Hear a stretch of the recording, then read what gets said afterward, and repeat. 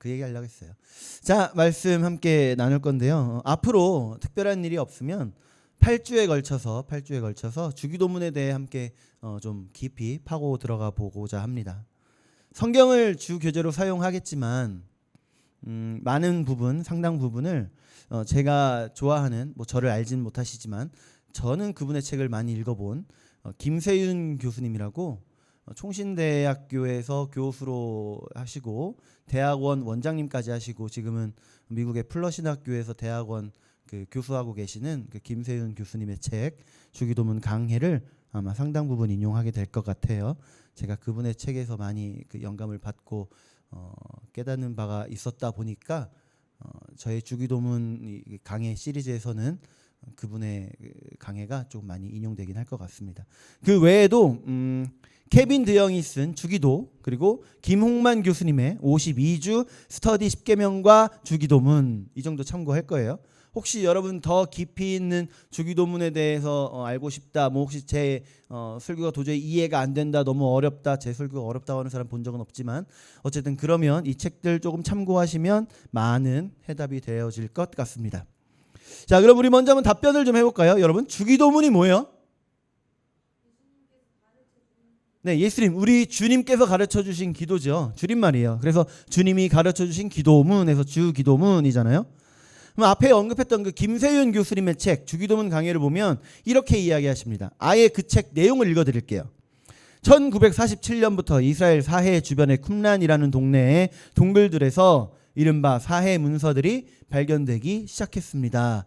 그러니까 사해 사본에 대한 이야기죠. 다시 사해 주변 쿰란에 모여 살던 일단의 무리들을 에센파라고 합니다. 에센파라고 하는 거는 그때 당시 예수님 당시에 바리새파가 있었죠. 바리새인들. 그리고 열심당원들이 있었고 사두개인들이 있었고 그중에 또 하나가 에센파입니다. 이 네 개의 파가 있었어요. 마저 읽어보면 이들은 쿰란 동굴들에 은거하면서 성경 즉 구약을 연구하고 서로 새롭게 회개하고 율법을 새롭게 잘 지키기로 헌신했는데 이들도 바로 예수 당시에 있던 그 부흥 운동을 한 사람들 가운데 하나였습니다. 이들이 누구냐면요, 이런 부흥 운동을 한 사람 중에 하나가 우리가 잘 아는 세례 요한입니다 라고 하는 거예요. 그러니까 쿰란 공동체, 그러니까 쿰란 안에 그 사본 많이 발견됐잖아요. 사해 사본이. 그래서 성경이 진위 여부를 그 누구도 이제 따지지 않아요. 왜냐하면 그때 발견됐는데도 그대로 똑같은 내용이 발견돼서 이 성경은 진실이다라는 것 때문에 이제는 그 누구도 성경의 진위 여부에 대해서 이야기하지 않습니다. 그런데 그 쿰란에 있던 공동체들 중에 하나가 세례 요한과 그 제자들이었다는 거예요. 조금 지나가서 이제 읽어보면, 그런데 바리새인들, 에센인들, 그리고 세례 요한처럼 이런 부흥 운동을 하는 사람들은 자신들의 신학적인 이해와 이상과 소망 등을 담아 표현하는 특별한 기도문을 작성했습니다. 이런 기도문들은 부흥 운동을 하는 각각의 단체들이 내세우는 하나님에 대한 이해, 하나님의 구원사에 대한 이해, 자신들의 이상과 소망 등을 아주 압축적으로 반영하는 것이었습니다. 그러니까 세례 요한을 포함한 쿰란 지역에 있는 신앙 공동체들은 공동체별로 자기들만의 신앙을 압축한 기도문이 있었다라는 거예요. 또 마저 보면 원래 예수와 예수의 제자들은 세례 요한이 이끄는 운동에 동참한 사람들이었습니다. 그러니까 그 세례 요한의 공동체 안에 예수님도 계셨다라는 거고, 그 공동체에 있던 사람들 중에 예수님을 따라 나온 사람들도 있다라는 거예요. 자, 그래서 예수님하고 세례 요한하고 처음에 그 전도할 때 문구가 똑같은 거 아시나요? 세례 요한이 뭐라고 외쳤죠? 광야에서 회개하라, 천국이 가까이 왔느니라. 예수님은요? 네, 똑같아요. 자, 마저 읽어보면 이와 함께 요한의 제자이던 일부 사람들이 예수와 함께 또는 예수를 따라서 예수의 제자가 되어 예수의 하나님 나라 운동에 동참합니다. 이런 상황에서 예수를 따라 나선 제자들 중 하나가 예수에게 기도를 요청합니다. 자, 무슨 말이에요? 쿰란 공동체였던 그 중에 하나였던 세례 요한과 예수님과 또 세례 요한의 제자들 이 사이에 이제 갈라져 나옴이 있었고요.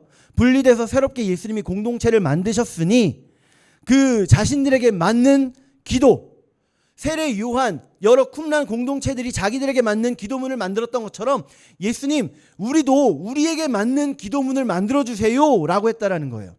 누가복음의 그 주기도문 장면을 한번 볼까요? 우리가 읽은 건 마태복음이잖아요. 누가복음에 보면 11장 1절입니다. 함께 읽어요. 시작. 예수께서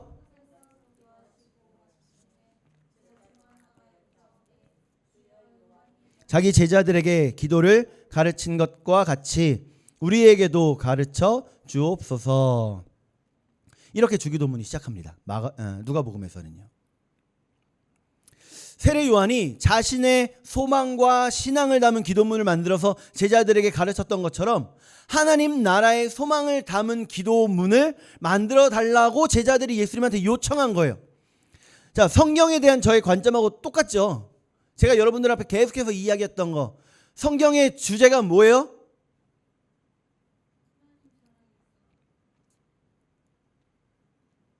성경의 주제가 뭐죠? 이 주제를 위해 예수님도 오셨고 성령님도 오신 거예요. 이걸 위해 하나님 나라의 완성이요. 하나님 나라의 완성. 자, 예수님께서 이 땅에 오셔서 회개하라 천국이 가까웠느니라. 천국은 하나님 나라를 이야기하시는 거예요. 하나님의 나라가 가까이 왔다. 이렇게 이야기를 하시잖아요. 그리고 요한계시록 끝에 가면 이제 성경이 결론이 나오는 거잖아요. 결론부에서 뭐가 완성돼요? 이 땅에 새 예루살렘이 임하면서 하나님의 나라가 이 땅에 완성되는 거잖아요. 네, 그러니까 하나님의 나라의 완성이 성경의 주제인 거예요. 보통 예수님 이야기하잖아요. 예수님이 성경의 주제다 그렇게 이야기하잖아요. 근데 성경도 하나님의 그 계획, 하나님의 완성인 하나님 나라의 완성을 이루기 위해 예수님께서 오셨다라는 겁니다. 성령님도 마찬가지고요. 삼위일체 하나님의 사역이 하나님 나라의 완성인 거예요. 그게 지금 어디에 가득 꾹꾹 눌러 담겨 있다? 주기도문에. 그러니까 군대 가면 여기 군대 갔다 온 사람 저밖에 없지만 복무신조 외우고요. 저는 안 외워봤어요. 잘 몰라요. 또 어디 가면 뭐 사역 선언문 같은 거 얘기하잖아요. 그런 것처럼 주기도문도 그렇게 만들어졌다는 겁니다. 하나님 나라 운동을 예수님께서 시작을 하셨고 그 개념과 그 소망과 그 안에 모든 것들을 진또배기로 꾹꾹 눌러 담아서 기도문으로 만들어 주신 것이 주기도문이라는 거예요. 어떤 사람들은 주기도문이 귀신 쫓는 주문인 줄 알아요. 주 기도문을 또 줄이니까 주문이 되는 건가요? 절대 아니죠. 주기도문은 뭐예요? 뭐라 그랬어요 지금? 하나님 나라에 대한 성경의 가르침. 네, 그 가르침의 정수입니다. 핵심이에요. 그래서 사람들이 물어보잖아요. 무엇을 기도해야 돼요? 어떻게 기도해야 돼요? 그러면 보통 신앙의 연조가 깊으신 분들 뭐라고 대답해요? 주기도문처럼 기도해. 2024년도에 한국교회탐구센터가 이런 걸 발표했어요. 한국인의 종교와 종교생활. 이 설문조사에 따르면요. 개신교인의 41.2%가 기도생활이 어렵다라고 응답합니다. 뭐 우리 다들 알고 있는 거잖아요. 그죠? 이걸 뭐 굳이 뭐 설문조사까지 해야 되나 싶긴 한데 어쨌든 이렇게 숫자로 보니까 너무 황당하긴 해요. 41.2%면 거의 뭐 절반이라는 얘기예요.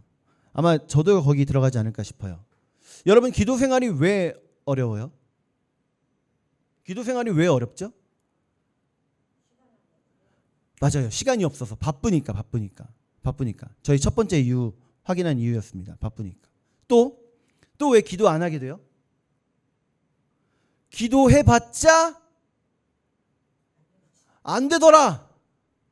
기도해봤자더라.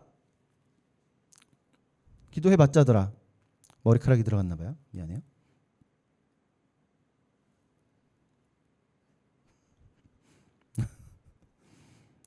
네, 죄송합니다. 그러니까 막연해지는 거죠. 자, 이 시간만큼은 제일 중요한 이유인데 기도 계속 하려고 하는데 맨날 똑같은 기도한다. 도대체 뭘 기도해야 할지 모르겠다. 여러분 기도 뭐 해야 되는 걸까요? 주기도문처럼 기도하래요. 그래서 그게 어떻게 기도하는 건데요? 어떻게 기도하는 거죠? 주의 나라와 주의 뜻이 이루어지길 위해 기도하는 거예요. 하나님께서 나를 사랑하시고 내가 하나님을 사랑하니까 하나님의 뜻대로 기도하는 겁니다. 그래서 예수님께서 기도의 모범을 우리에게 보여주신 거예요. 자, 당시 유대인들의 삶은 어떤 삶이었을까요? 삶이 신앙이고 신앙이 삶인 사람들이 유대인들이었어요. 그리고 그 중에 존경받는 사람들은 정말 어떻게든 내가 그 말씀대로 살겠다라는 다짐하고서 그 삶을 이뤄가고자 힘썼던 사람들이 존경받는 사람들이었습니다. 네 글자로 하면 바리새인. 아니, 바리새인은 예수님한테 욕먹는 사람들 아니에요? 그렇지 않아요? 바리새인은 예수님 맨날 그렇게 비난하시고 예수님한테 두드려 맞던 사람들 아닙니까? 근데 지금 그런 사람들이 말씀대로 살기 위해 몸부림치는 사람들이라고요? 이해되세요? 원래 시작은 그랬어요. 원래 시작은 그랬어요. 근데 시간이 흐르면서 변질이 되는 거예요. 어느샌가 그게 자기의 만족과 자기의 영광이 되어버리는 모습. 근데 예수님이니까, 그래도 그 시대에 예수님이니까 바리새인들을 비난하시지 우리가 비난하잖아요. 돌 맞아요. 어디 바리새인을 이래서 돌 맞는 게 아니라 우리는 그들처럼 못해서 돌 맞아요. 그럼 이 사람들은 어떻게 기도했을까요? 보통의 유대인들 어떻게 기도했을까요? 매일 정해진 시간에 정해진 기도문을 가지고도 기도했습니다. 카다시라는 기도문도 있고요. 그리고 18번 축복 기도문이라는 것도 있었어요. 이 내용을 보면 하나님은 어떤 분이라고 나오냐면 초월적인 하나님이라고 나와요. 하나님은 거대한 하나님으로 나와요. 위대한 하나님, 전능하신 하나님, 이렇게 나와요. 맞는 말이죠. 거룩하신 하나님, 그렇게 우리 고백하잖아요. 그리고 그 안에 하나님의 이름을 함부로 부르지도 않아요. 여러분, 보통 유대인들이 하나님을 뭐라고 표현하죠? 엘 로힘, 또 엘 샤다이, 이렇게 표현하잖아요. 이렇게 우리 하나님을 바로 부르지도 않을 정도로 하나님을 되게 높이 부릅니다. 그런데 예수님은 이들을 어떻게 표현하신 거예요? 그들의 기도를 어떻다? 형식적이고 외식한다. 저만 알고 있는 표현 아니죠? 외식 아니죠? 말씀 봅시다. 마태복음 6장 5절. 자, 함께 시작. 또 너희는 기도할 때에 외식하는 자와 같이 하지 말라. 그들은 사람에게 보이려고 회당과 큰 거리 어귀에 서서 기도하기를 좋아하느니라. 내가 진실로 너희에게 이르노니 그들은 자기 상을 이미 받았느니라. 아멘. 그러니까 예수님께서는 외식적이고 형식적인 기도를 뭐 하신 거예요? 비판하신 거예요. 비판하신 거. 그리고 뭘 지금 이야기하시는 거예요? 이 다음 내용 우리 다 모르시나요? 이어서 볼까요? 6절도 제가 한 것 같은데 같이 시작. 너는 기도할 때에 내 골방에 들어가 문을 닫고 은밀한 중에 계신 내 아버지께 기도하라. 은밀한 중에 보시는 내 아버지께서 갚으시리라. 아멘. 외식적이고 형식적인 기도는 비판하시고 뭘 하라? 내면에 진정한 기도를 해라. 진정한 기도를 해라. 기도를 해라. 앞에 누가복음을 통해서 봤을 때 우리는 분명히 제자들이 예수님께 기도를 가르쳐 달라 했고, 그래서 예수님께서 기도를 가르쳐 주셨다는 내용을 봤어요. 그죠? 가르쳐 주신 건 분명히 기도였어요.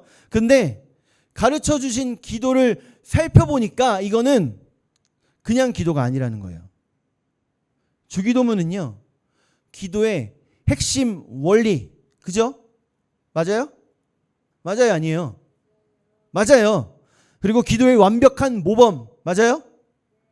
맞아요. 근데 이 개념을 월등히 뛰어넘어 버리는 기도문인 거예요.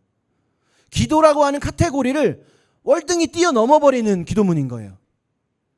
기도를 넘어서 하나님 나라 백성이라면 어떻게 살아야 할 것인가, 무엇을 믿어야 할 것인가를 함축하고 있다는 것. 그래서 주기도문은 그리스도인이 그리스도인으로 살면서 소망하고 관심 갖고 애써야 할 모든 것들을 꾹꾹 눌러 담고 있는 방대한 기도. 하나님과의 관계에 대해서 기도하죠. 이웃과의 관계에 대해서 기도하죠. 세상 속에서 우리가 어떤 삶을 살아야 하는지 그 사명에 대해서 기도하죠. 8주 동안 주기도문에 대해서 함께 살펴보게 될 텐데, 우리의 기도 생활만이 아니라 우리의 신앙생활 전반을 다시 돌아보는 그런 시간이 되기를 축복합니다. 우리 9절 말씀 한번 볼까요? 9절 시작. 그러므로 너희는 이렇게 기도하라. 하늘에 계신 우리 아버지여까지만요. 어떤 목사님이 그러더라고요. 말씀을 볼 때, 설교를 준비할 때 말씀 전체를 봐야지 단어 하나를 보면 안 되는 거야 라고 하시더라고요. 근데 그 단어가 거기에 쓰여진 이유가 있는 거예요. 그래서 우리는 오늘 단어 하나하나를 파헤칠 겁니다. 자, 하늘에 계신 우리 아버지여. 아까 18번 축복 기도문 이야기를 잠깐 했죠. 이 기도문을 가지고 하루에 3번을 기도한다고 했어요. 정해진 시간에.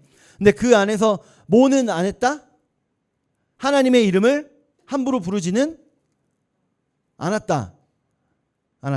함부로 부르지는 않았다. 뭐 썰에 의하면 하나님을 불러야 할 때라든가 뭐 적어야 할 때는 목욕제게 하고 나서 적었다, 뭐 불렀다, 뭐 그런 얘기 하잖아요. 그런데 방금 읽은 9절 말씀 보니까 하나님을 지금 뭐라고 표현했어요? 아버지. 영어로 뭐예요? Father. 그렇죠. 헬라어로 뭐예요? 아바는 아빠. 파테르. 파더와 파테르를 헬라어를 가지고 쓰면 비슷하게 나와요. 느낌도 비슷하죠. 파테르. 당시에 유대인들에게 있어서는 도저히 상상도 할 수 없는 호칭. 하나님을 아버지라 부르다니.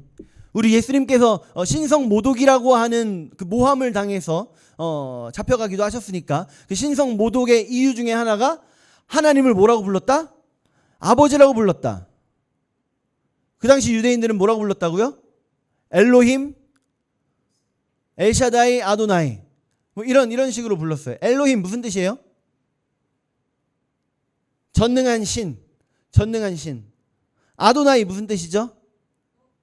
나의 my Lord. 나의 주. 직접적으로 여호와라고 부르는 건 매우 조심스러운 행동이었어요. 그런데 하나님을 아버지라고 부르신 거예요. 우리는 편하게 아버지 이러지만 그때 당시엔 상상도 할 수 없는 일. 심지어 우리 예수님은요, 혼자만 아버지라고 부르게 하신 게 아니라 이 아버지라는 글자를 어디에 집어넣으신 거예요 지금? 주기도문에, 제자들에게 가르쳐주는 기도문에 넣어버리신 거예요. 그러면 예수님만 아버지라고 부르는 게 아니라 누구도 아버지라고 불러라? 예수님의 공동체도 아버지라고 불러라. 근데 이 선을 넘어도 시계 넘으셔서 이 마가복음 14장 36절에 보면요, 겟세마네에서 기도하실 때도 그러잖아요. 아바 아버지여, 아버지께는 모든 것이 가능하오니. 우리 사도 바울도 그대로 따라해요. 로마서 8장 15절 가면 양자의 영을 이야기하면서요, 아바 아버지라 부르짖느니라. 갈라디아서 4장 6절로 가면요, 아바 아버지라 부르게 하셨느니라. 그때 당시에는 선을 넘는 거였어요. 여러분, 아빠, 아버지 하면 무슨 느낌 들어요? 아버지 하면 드는 느낌. 물론 사람마다 다를 수는 있어요. 내가 경험해온 그 아버지의 그 느낌이 다르기 때문에 사람마다 다를 수는 있어요. 어떤 그 어린 여자아이가 어렸을 때부터 가정의 아버지로 인해서 가정폭력에 시달려왔어요. 그 아이가 자라서 결혼을 해서 처음으로 남편과 함께 교회에 갔는데 모든 사람이 하나님을 아버지라 부르면서 찬양하고 기도하는 거예요. 그 여인은 너무 충격이었어요. 그럴 수 있죠. 근데 엄연히 아버지는 친밀과 신뢰의 이름이에요. 엄연히. 그리고 아무나 못 불러요. 아무나 저를 향해 아버지라고 부를 수 없어요. 한 명밖에 안 돼요. 그죠? 네. 아무나 못 불러요. 자녀만 부를 수 있는 거예요. 특권입니다. 신약학자 요아킴 예레미야스, 이 사람이 쓴 아빠 예수의 복음 메시지라고 하는 책에 보면 예수님께서 하나님을 아빠라고 부르신 것이 당시 유대인들에게 얼마나 파격적이고 독특한 일이었는지를 이야기합니다. 오직 예수님만이 하나님을 아빠라고 부르셨고요. 그리고 제자들에게도 그 특권을 나누어 주셨다라고 그 책에서 설명합니다. 이게 하늘에 계신 아버지에 대한 설명이에요. 하늘에 계신 아버지. 하늘에 계시다는 건 당시 유대인들이 기도했던 그 내용하고 일치하는 거죠. 하늘에 계시다. 초월적인 하나님을 이야기하는 겁니다. 전능하신 하나님을 이야기하는 거예요. 능치 못하신 일이 없으신 하나님을 이야기하는 거예요. 아도나이 이야기하는 거예요. 엘로힘 이야기하는 거예요. 그런데 거기에 하늘에 계신 이어서 뭐라고요? 아버지. 초월자이신 하나님, 전능하신 하나님인데 그분이 누구다? 나의 아버지다. 근데 단어 하나가 빠졌어요. 제가 뭘 빠뜨렸죠? 하늘에 계신 아버지라고만 했는데 뭘 빠뜨렸어요? 우리. 여기서의 우리가 뭘까요? 헬라어 원본 보니까 파테르 헤몬이라고 나와요. 파테르는 아까 얘기했죠? 아버지. 헤몬이 우리인데 원어에서도 우리예요. 우리나라랑 비슷하죠. 우리 어디 가서 우리 어머니, 우리 엄마, 우리 아빠 이렇게 부르잖아요. 우리 집 이러잖아요. 내 집, 내 엄마, 내 아빠 이렇게 보통 안 하잖아요. 우리 엄마, 우리 아빠라고 하잖아요. 그럼 이거랑 비슷한 걸까요? 우리는 왜 우리 엄마, 우리 아빠 그래요? 너네 엄마, 너네 아빠지 왜 내 아빠, 내 엄마야. 그죠? 우리는 왜 우리 엄마, 우리 아빠 그래요? 엄마 공유해요? 뭐 에어비앤비나 뭐 소카 그런 거예요? 아니죠. 우리는 왜 우리라고 불러요? 나의 친근함을 드러내고자 하는 거잖아요. 그죠? 그러면서 겸손함을 약간 집어넣은 게 우리라는 표현이래요. 근데 오늘 본문인 9절에 우리 아버지에서의 우리도 마찬가지일까요?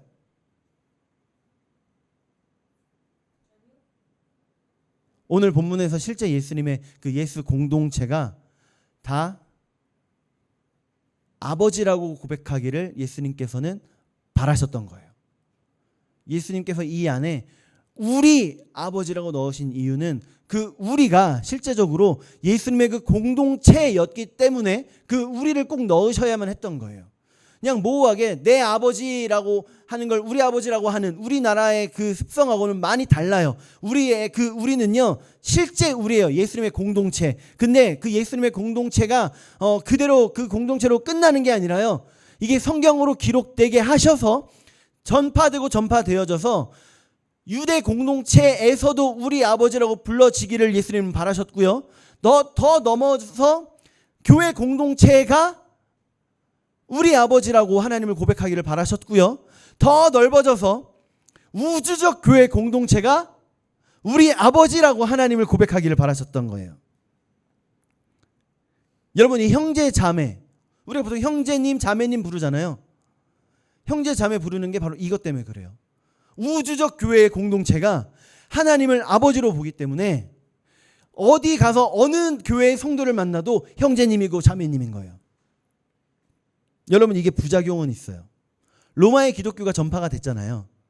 그리고 기독교가 로마에서 박해를 받죠.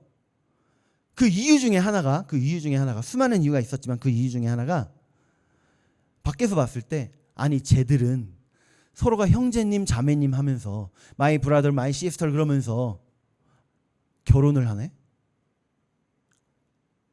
아니 한 곳에 모여서 다 같이 식사를 한다는데 갑자기 이것은 예수의 살입니다.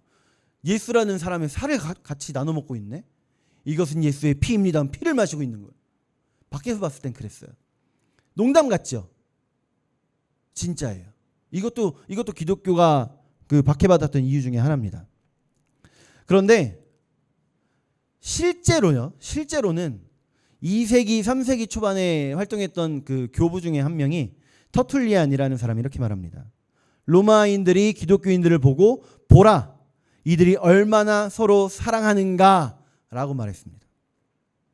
로마인들로 하여금 감탄하게 했다는 거예요. 그래서 우리가 주기도문을 고백하는 경우가 많이 요즘은 줄어들긴 했지만 그래도 주기도문으로 고백할 때마다 기억했으면 좋겠어요. 하늘에 계신 우리 아버지. 우리는 예수님 안에서 전능하신 위대하신 초월적이신 우리 하나님에 대해 우리 아버지라고 부를 수 있는 존재들입니다. 혹시 우리가 지식적으로는 잊혀질 수 있어요. 내 기억에서는 사라질 수 있습니다. 그런데 이 마음만은 좀 기억했으면 좋겠어요. 마음만은 새겨졌으면 좋겠어요. 그 전능하신 하나님이 나의 아버지다. 나의 아버지다. 우리의 아버지다. 이 한 주를 살아가는 동안에 하늘에 계신 우리 아버지를 느끼고 그 감사를 누리며 살아가는 저와 여러분들 되시기를 축복합니다. 기도하겠습니다.